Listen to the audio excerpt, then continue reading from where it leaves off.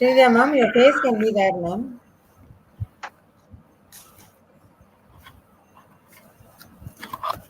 Good evening to everyone present here.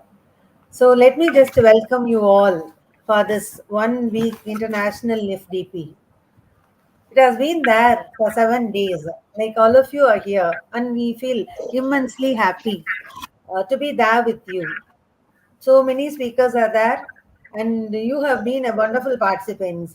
This faculty development program is being organized with twofold objectives: to identify the challenges and problems in case of English language teaching, and to collaboratively arrive at useful pedagogic strategies. And apart from that, to just sharpen the skills of English teaching fraternity. We are here to learn, relearn, unlearn things. So every day we are learning, and learning is not new to English teachers. So Sar is with us, highly esteemed professional person, and Sar has completed wonderful courses like Delta and Celta, and an international speaker is there with us. Sir, it's our privilege and honor to welcome you here, sir.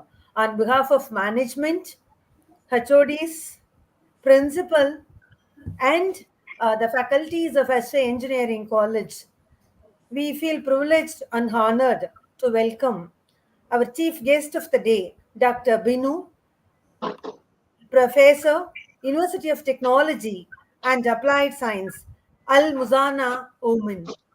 So, like we are honored by your presence, sir. We are actually waiting to listen to you for the past 7 days. We just get lots of inputs no, from our participants. Through chat box, they'll be chatting with you, sir. And now, I would like to invite the assistant professor of the Department of English, SA Engineering College, Dr. Ilakia, to introduce the chief guest to the forum. Please, ma'am, kindly introduce the chief guest, ma'am. Thank you, Mom. Thank you for this opportunity. Am I audible, Mom? Yes, ma'am. Right. I would like to invite our international chief guest, Dr. Binu PM. He is a senior faculty member in the English Language Center of the University of Technology and Applied Science AA Muzan Oman. He has been teaching the English language for about 20 years in various higher education institutions in India and Oman. He holds MA, MPhil in English Language and Literature and B.Ed in Education and Teaching Methods at Cambridge CELTA and a PhD in ELT. He is currently pursuing the Cambridge Delta. He is the author of the book Slow Learners in the English Classroom and the editor of Voice Interaction and Other Technologies. Besides, he has to his credit 20 research papers published in international journals and 5 books chapter in ELT. In addition, he has also published and presented research papers at several national and international forums in India, Indonesia, Oman, Nepal, UAE, Thailand, and England. His interests include classroom research, learning strategies, intercultural communication, computational linguistics, discourse analysis, and artificial intelligence in language education. Sir, once again, I welcome you, sir. It's our pleasure that you have accepted our FBC, sir. Now I hand over the session to our resource person, Dr. Binu PM. Sir, now the session is yours, sir. Thank you, ma'am. Sir, can you Thank you. start the session, sir? Thank you so Sir, much for the warm welcome. to you, sir. Thank you, sir. Good evening, everyone. It's great to be here on this platform to discuss a topic of great significance in the field of education today. In this rapidly developing world, technology plays an integral part of our lives, and artificial intelligence has emerged as a game changer in various fields. English language education is no exception. Teachers and students have now a lot of opportunities to use AI tools to make the teaching learning process more effective, enjoyable, and personalized. However, there are apprehensions about the use of AI in education. Teachers are concerned about how it will affect the role of teachers in the classroom and how badly it might affect teacher student interactions. Whatever may be their concern, we can't imagine modern language education without integrating AI tools. So, in this presentation, I'll be talking about the impact of generative AI tools in English language teaching, learning, and research. Next. Let me first give you an overview of this presentation. First, I'll be talking about views of some experts about the use of AI in English language teaching and education in particular. I'll be also try to walk you through some useful tools which both teachers and students can use with their affordances and challenges. And finally, I'll be giving some suggestions about how to use AI tools for teaching, learning, and research. Next. Let me just present before you a scenario. As you can see on the slide, it's a comparison between traditional farming and modern farming. You can see that on the left top of the screen, a farmer is spraying pesticides. And on the right, you can see a modern farmer using AI-powered tool to do the same thing. On the left, you can see some farmers planting crops. And on the right, you can see a modern machine doing the same job. So when you compare these two ways of farming, traditional and smart farming or modern farming, the advantages are obvious. It yields better result, it is cost effective, it helps us reduce a lot of human labor, and it is safer, especially when you use some pesticides. Next. Let me now take you to another scenario, which is a comparison between traditional fishing and commercial fishing. As you can see on the screen, some fishermen are trying to take their boat to the sea. On the right, you can see a commercial vessel that uses advanced technology. They use satellite images and sonar technology to locate the presence of fish in the sea. And that helps them get a lot of catch. Whereas for the traditional fishermen, it is sometimes a matter of luck. They have to spend days and sometimes weeks in the sea and come back without much fish. So technology helps to locate the presence of fish and get maximum profit. You can see on the same screen some fishermen trying to sell their product. They're carrying fish in baskets, but on the right side you can see a modern fish market where fish is preserved, stored, and attracts a lot of customers. So when you compare these two, again, the advantages are very clear to you. It helps to get maximum profit. It helps reduce a lot of human labor, and it is cost effective. Now, you might wonder why I'm talking about farming and fishing when I'm supposed to talk about education. The point is the disadvantages of using AI powered tools or modern technology in farming, fishing, and education are the same. Next. So you have seen the advantages of using AI powered tools in farming and fishing. Do you think the use of modern technology has got any disadvantages? If you think so, would you please write comments in the chat box?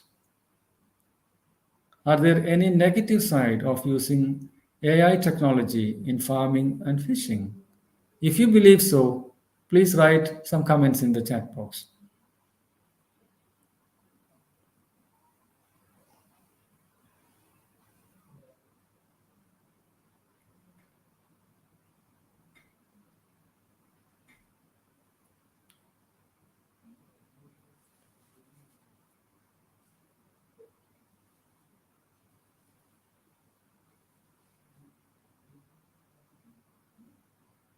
participants, you can give your inputs. Dear participants, you can type in the chat box. Sir, if you click the comments column, you can see that, sir. All right. Yes, sir. Participants, you are welcome.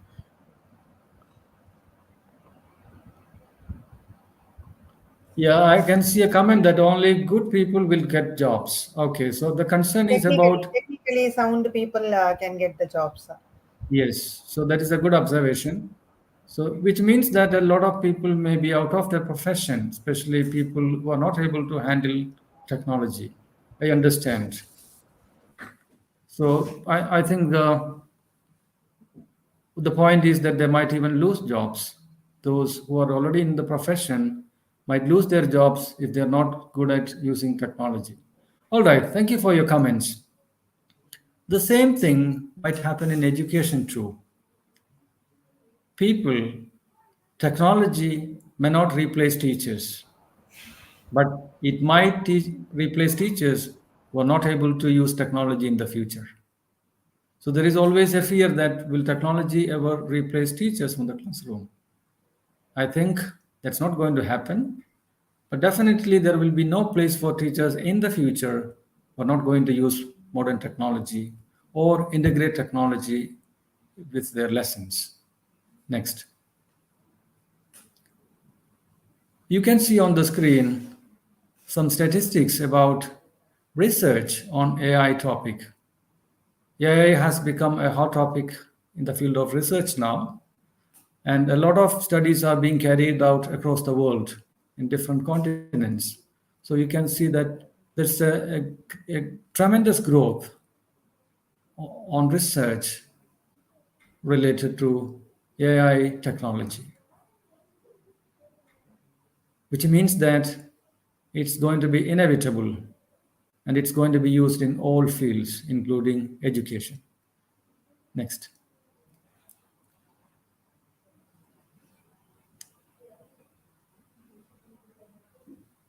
Next, please.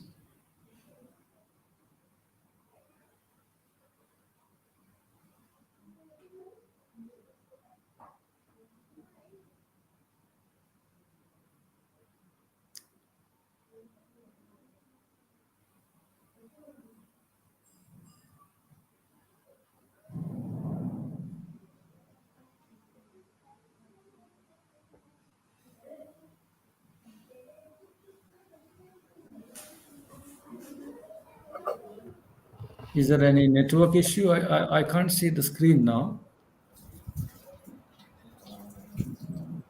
I'll check, sir. Yeah.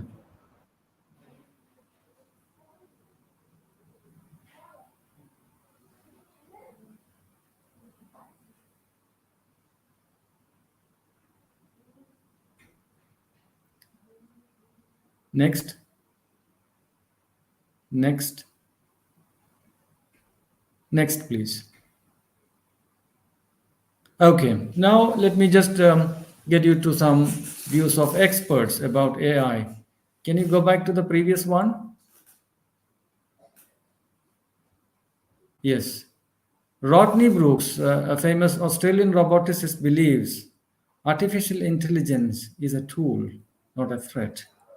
As some people might fear, it's not a threat, it's a tool. It's an inevitable tool. And people's fears are baseless because we know that when calculator was first introduced, people had the fear that it might take away people's capacity of computation. But now we know that it is a very helpful tool for calculation.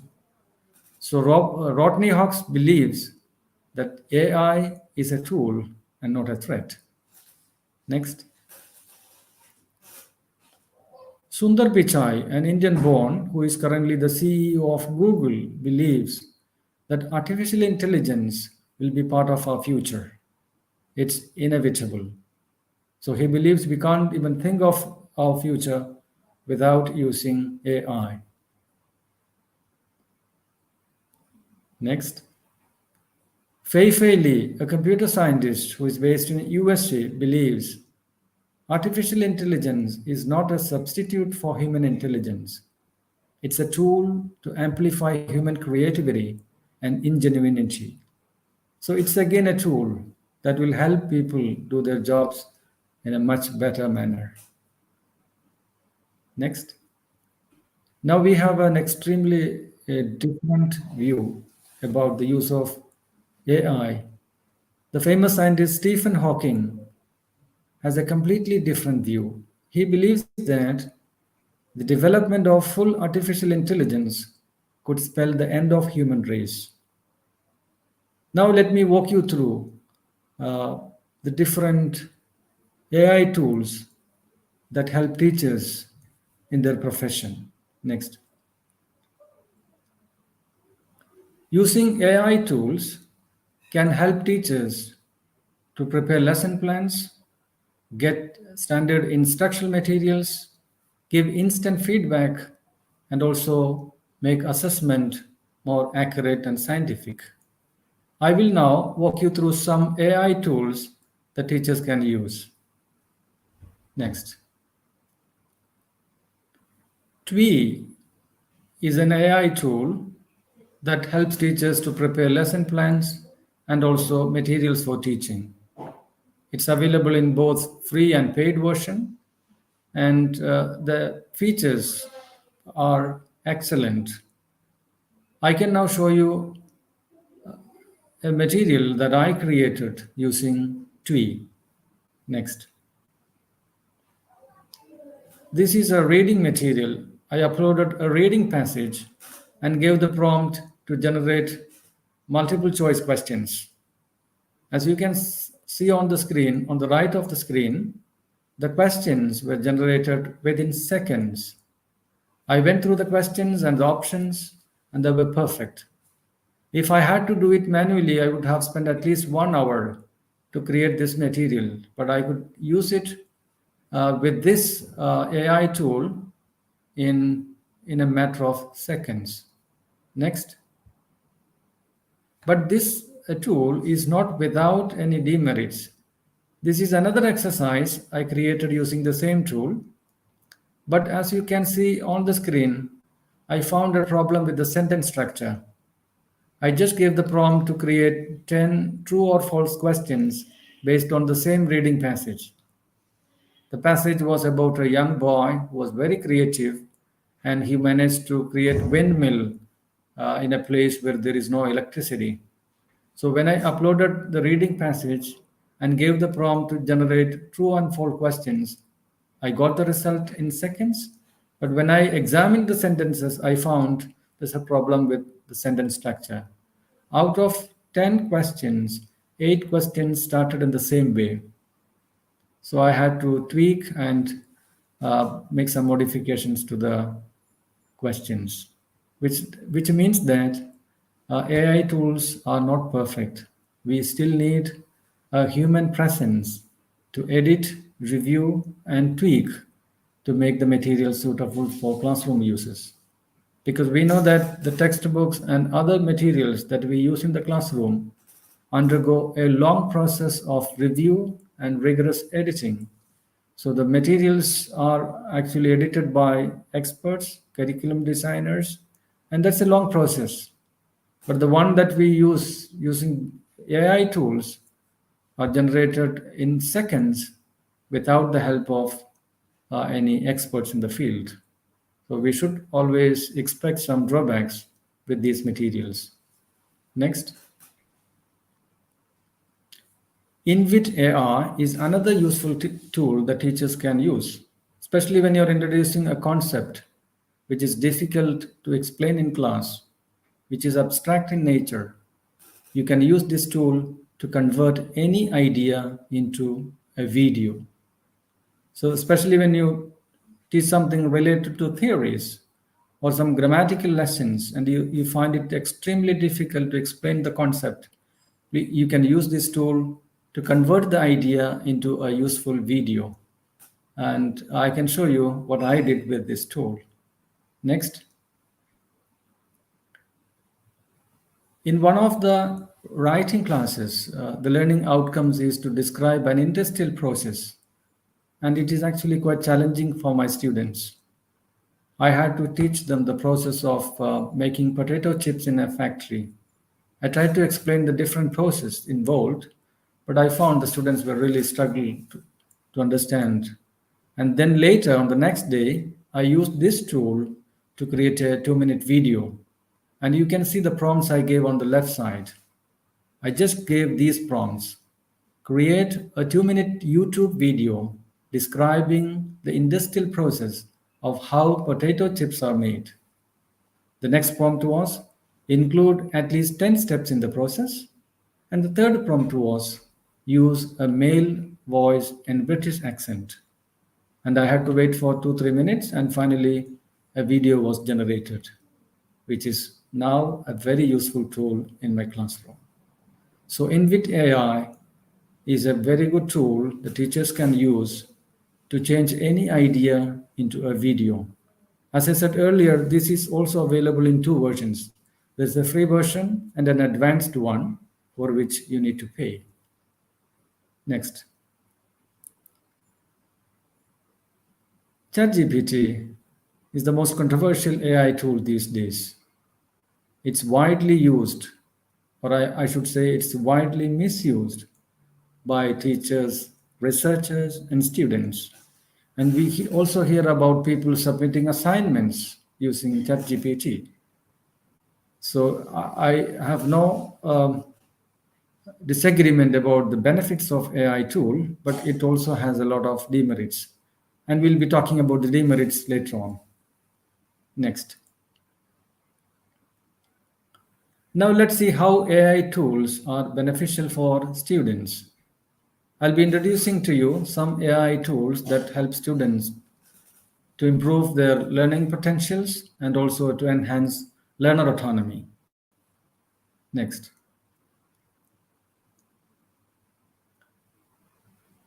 AI tools help students to make the lessons more personalized, and they can get instant feedback. They can communicate with people outside the world, so they have a chance to interact with a global audience. And a lot of interactive activities are available both for free and in the paid versions. And some tools are useful for writing assistance. I will now walk you through some of the AI tools that are very helpful for students. Next. This is Microsoft Teams literacy program, which helps students get instant feedback on loud reading. As teachers, we know it's quite difficult to give feedback to students when they're asked to read a text loudly. If you notice any mispronunciations or problems with accent or any other issues related to reading, it's not possible to give instant feedback without interrupting the student from reading. But this AI tool is very efficient in the sense we just assign a text and student can read at home. And the moment the student finishes reading the text, the feedback will be generated automatically. As you can see, the percentage of accuracy is indicated on the screen. You can see that the accuracy rate is 86%.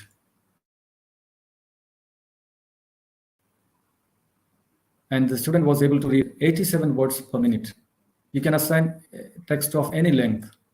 And if you see some color coding, you can see that there were 10 mispronunciation in reading and 3 words were omitted. That means probably the student found the words quite difficult. So either purposefully or by mistake, the student omitted 3 words, and that are clearly indicated here. And there is one repetition. Probably the student thought that he or she mispronounced the word and tried to pronounce it again. So one word was repeated, and there is no indication of any self-correction. And there were 9 insertions. Insertions here means sometimes students try to say a word which actually does not be present in the text. So, but one drawback of this tool is that with the insertions, I have seen that when sometimes students find it difficult to pronounce multisyllabic word and they try to divide the word into 2 or 3 fragments. And when they say a fragment, that is treated as a insertion by the program. For example, if a student read the word boycott and find it difficult to say it at once, the student might say boycott. So the first part of the word boy is not present in the text. So the program will consider it as insertion. And this is the only negative part I have noticed with this tool. Otherwise, it's an efficient one that learners can use. They can get excellent feedback on their loud reading. And another good aspect of this program is that if they mispronounce any words, they still get a chance to correct and practice the pronunciation of words. And those words will be displayed again by syllable wise, so they can practice multiple times until they learn the exact pronunciation of the keywords. Next.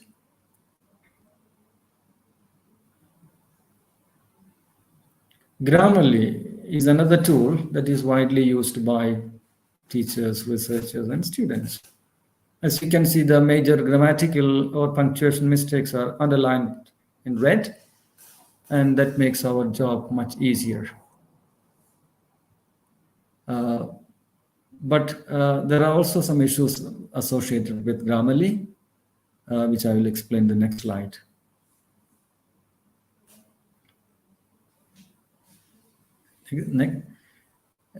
We all know that Grammarly helps us save a lot of time. Next.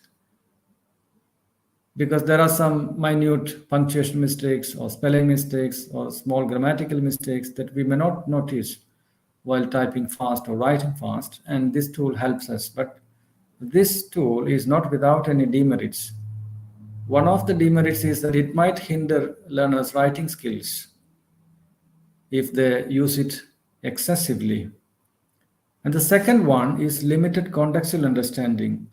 The system does not know in what context I'm writing or what is the specific aim of my writing. It only reviews a text and gives corrections based on phonology or punctuation or grammar, but it does not understand the purpose of my writing or the context in which I'm writing. So some of the suggestions that the program gives you may not be appropriate, especially suggestions regarding register and style, because the system cannot identify whether I'm writing for an informed audience or it's a personal writing or another piece of academic writing. Another problem I have found with Grammarly is passive forms. For example, if you write a passive form, the program might suggest to rephrase the sentence in the active voice. It might be a problem in the program because passive forms are sometimes too complex to correct. There are also some issues with privacy because we do not know what happens to the text that we upload to Grammarly. Will it be saved in the database and misused later? That are also some of the concerns that users share. And finally, the free version has some limitations, but the premium version has expensive. It is expensive, and that's not affordable for all. So the cost of the premium version is also one of the drawbacks of Grammarly. Next. ELSA Speak is another tool that helps learners to improve their speaking skills. There are people who have some hesitation to speak in class. And even if they get a chance, they don't speak, especially since they have the fear of making mistakes. But when they use an AI tool, such affective filters have no place, and they can speak freely and improve their speaking skills. So this tool gives them real-time feedback, and there is also a pronunciation training app. They can work on the pronunciation of words that they mispronounced, and there are a lot of activities available to different levels of learners. Next. Duolingo is another tool that helps the development of all language skills, listening, reading, speaking, and writing. And they use gamified learning techniques for the interactive exercises. So this is an excellent platform to make the lessons more personalized. As I mentioned earlier, this tool is also available in two forms: a free version with some limitations and a paid version with advanced features. Next. Memrise is another AI tool which is particularly useful for the improvement of vocabulary. And they use game techniques, so the activities are full of fun and interesting for students. So this is a good tool that helps students to improve their register and style when they use writing. They get to know about the collocations, the proper words, and how they are used in different contexts. Next. Now let's see how the use of AI tools might affect 21st century learning skills like collaboration, communication, critical thinking, and creativity. As we talk about collaboration in a real classroom, students collaborate with their peers, other students in the classroom. But still, when they use AI tools at home, they get a chance to collaborate with people outside the classroom. They have the chance to interact with the global audience. So I don't see any obvious difficulty in using AI tools to enhance collaboration. The difference is that one is physical and other is virtual. But still, students get a chance to interact with others. And with regard to communication, there is, of course, communication, although it's not going to be with the students in the classroom. It could be with people outside the classroom, but still, AI tools help them improve their communication skills. But when it comes to critical thinking, I have a reservation. I think using AI tools may negatively affect students' critical thinking skills, especially when students are asked to write a piece of composition or to write an essay. They have to spend a lot of time thinking about the ideas for the writing. They have to brainstorm the topic. They have to think about the topic sentence, the supporting sentences using facts, figures, or examples, which means that a lot of thinking is going on before they start writing or when they actually make a composition. But when they use AI tools, they only provide some prompts and get the text generated by the system, where the critical thinking is completely ignored. And that also happens with creativity. Writing is a creative art. And if students resort to AI tools to get the text generated, the creativity will not be enhanced. So I believe that AI tools can still enhance collaboration and communication, but it does not help for the development of critical thinking and creativity. Next. Now we enter the dark side of AI tools, that is research. AI tools, especially ChatGPT, is widely used by researchers to get their assignments generated, to get articles or papers, and sometimes part of their dissertations. So with the introduction of AI tools, there has been an exponential rate of increase in the number of papers published and the number of journals in the market. So we can see a lot of substantial publications which are actually generated by AI tools. And the difficult part is that these texts cannot be detected whether it is plagiarized or actually written by the researchers, because we still have the lack of adequate AI detectors to find out plagiarism. And that poses a great challenge to academic integrity. So I think this is the main downside of AI tools. Next.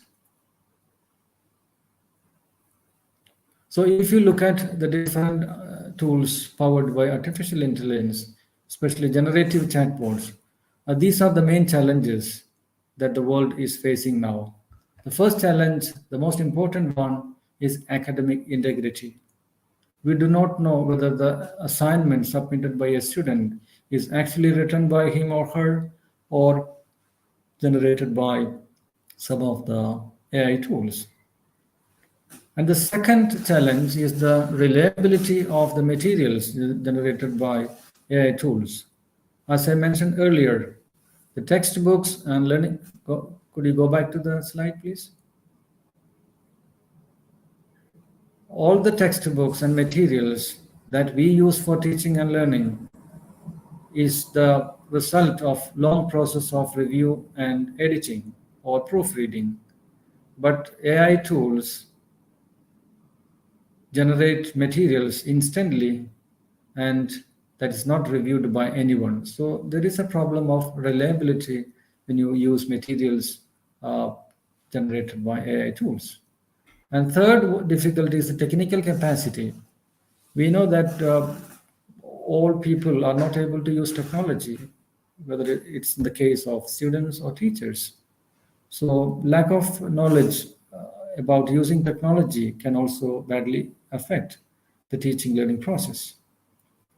Another problem is bias in AI algorithms. The developers of these programs can target some communities, some ethnic groups or people when they make the programs. For example, we have seen that in certain movies, the negative characters often belong to a particular community.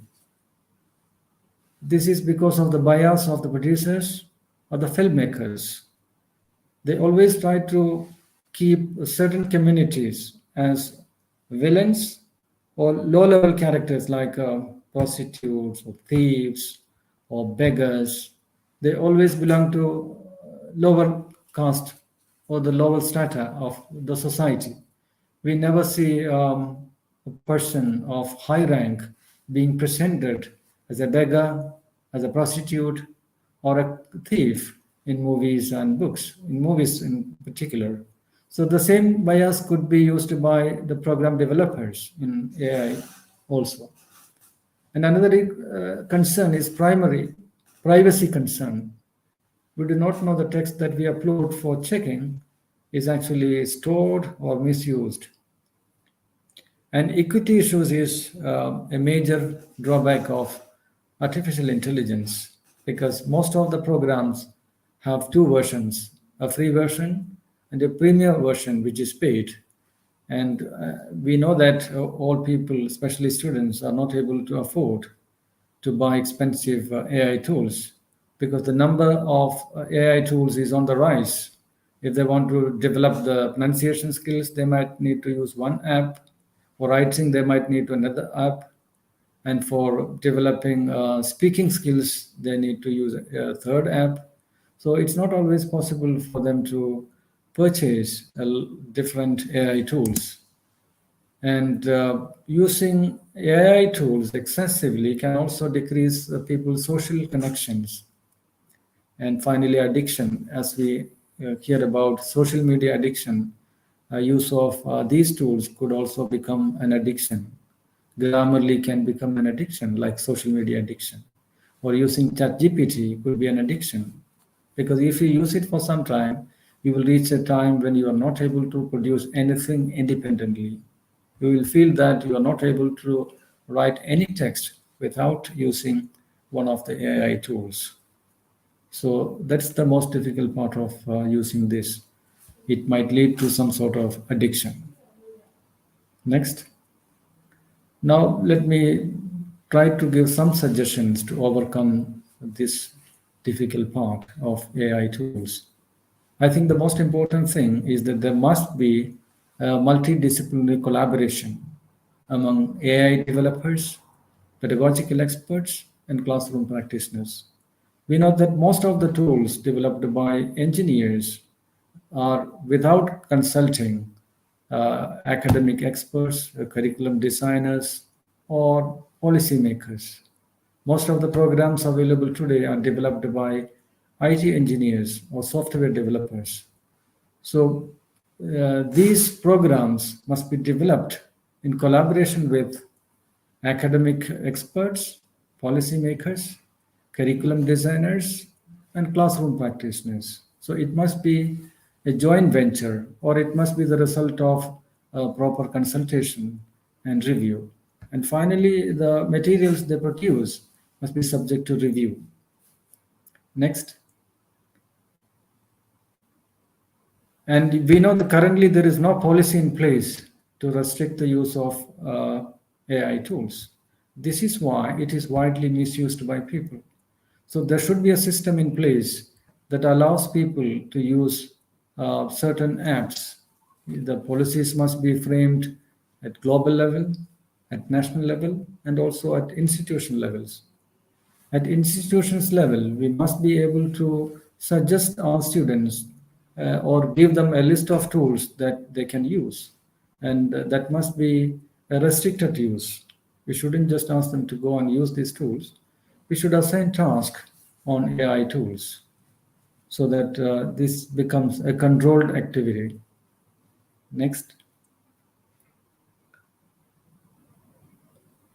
And next, I believe using AI tools should become a part of teacher training. It's very important for professional development because now we know that our curriculum for B.Ed or M.Ed focuses more on the theories of learning. It is purely based on pedagogical aspects. It does not say much about the integration of technology. So use of artificial intelligence should be integrated into the curriculum of teacher development programs, and there should be an ongoing training in all institutions to give teachers proper training about the use of latest technology. So that must be made a part of continuous professional development because every year we find new technology emerge and if proper training is not given, teachers won't be able to use or know the benefits and drawbacks of the new tools. Next. And finally, I believe that there must be a teacher collaboration. We know that in every institution, there are some teachers who are on the verge of retirement. On the other side, we see some teachers who have just joined their profession. They may be fresh graduates. So the senior teachers have a lot of experts in their field. They have a better understanding of the subject, but they may not be that good at using technology. Whereas the young teachers may not have sound understanding of the principles of teaching experience, or they may not be that competent in the field, but they may be very good at using technology. So when these people who belong to two generations collaborate, they can mutually benefit. So they can exchange ideas and resources and discuss the common issues students face. And if possible, they can also observe each other's lessons and give proper feedback. Because we know that students' learning styles keep on changing. The way they like the lessons, the way they like to do activities in the class is not going to be the same. The students are fast changing. They belong to Gen Z. So every year we find students' attitudes, learning styles, and interest completely change. So it is important that teachers discuss these issues and think of different ways to accommodate the learner interest in their teaching learning materials and instructional strategies. Next. The last thing I think teachers can do is to reflect on their own lessons. We know that we take a lot of effort to prepare the lessons and deliver the lessons, and we sometimes like to forget once the lesson is done. But that should not be the way. We should reflect on our own lessons to make a self-evaluation of how students benefited from our lessons. Maybe we put in a lot of efforts, but students sometimes do not enjoy our lessons. So every lesson must be subject to self-reflection so that it will help us to enhance student learning, and it is also very helpful for our own professional development.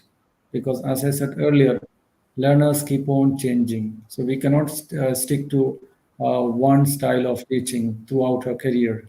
We may have to change our teaching techniques, teaching strategies, and teaching resources from time to time. Next. So I'm done now. I'm very happy to answer your questions if you have any. So if you have any questions, I don't say that ask ChatGPT. Instead, you can ask me. I will try to answer them in my own capacity. So dear participants, if you have like any questions, you can ask now. You can just like type in the chat box.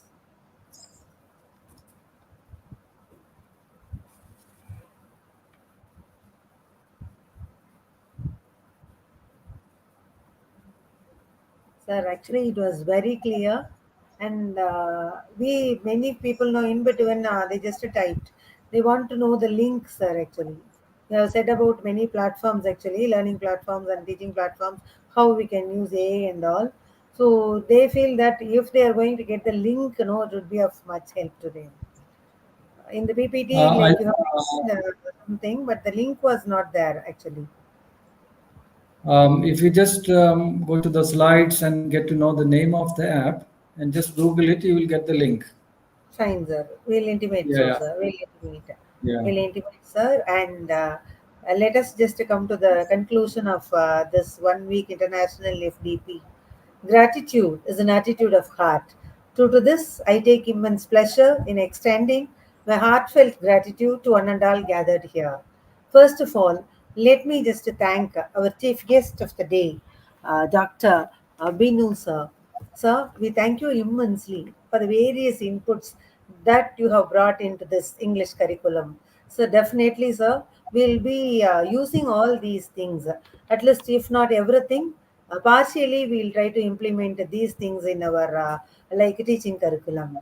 And let me just thank the participants, the wonderful participants, for being there with us in all walks of our life. Let me thank the management for just granting us the permission to do this 1 week international FDP. I thank the principals for being there with us all the days.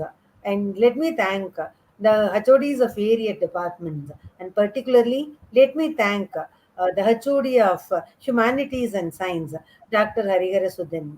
I thank the COE of our college, Dr. T. Sendil Kumar, for his help. And let me thank one of the organizers of this program, Mrs. Srinidhya ma'am. Let me thank the faculties of the Department of English for their kind cooperation. And once again, let me just thank all the technical support that has been given to us by the Department of Mechanical. Particularly, I thank Mr. Praveen Kumar for extending his help to us. Let me thank the teaching and the non-teaching faculties of SA Engineering College. And let me once again thank the wonderful participants. With this, we have just come to the conclusion of this 1 week international FDP. Once again, let me thank one and all. Thank you. Sir, thank you, sir. Thank you so much. Thank you. Thank you so Thank much. you, sir. Thank you, sir. Sir, can you share the PPT with our participants, sir? I have already sent it to the Yeah, sir. WhatsApp So, can you group now. share it with him, sir? I think it is fine. There is no harm in sharing it. No problem. Yes, sir. Thank you very No much, sir. problem. Thank you. Thank you very much, sir. Yeah, thank you. Thank you very much, sir. Yeah. So, can you So wind up can the I leave session, now? sir? Yes, sir. Yes, Yes, can sir. I Yes, leave? sir. Okay, Yes, sir. thank Thank you. you, sir. Thank you, sir. Thank you, sir. Thank you. Good night. Yes, sir.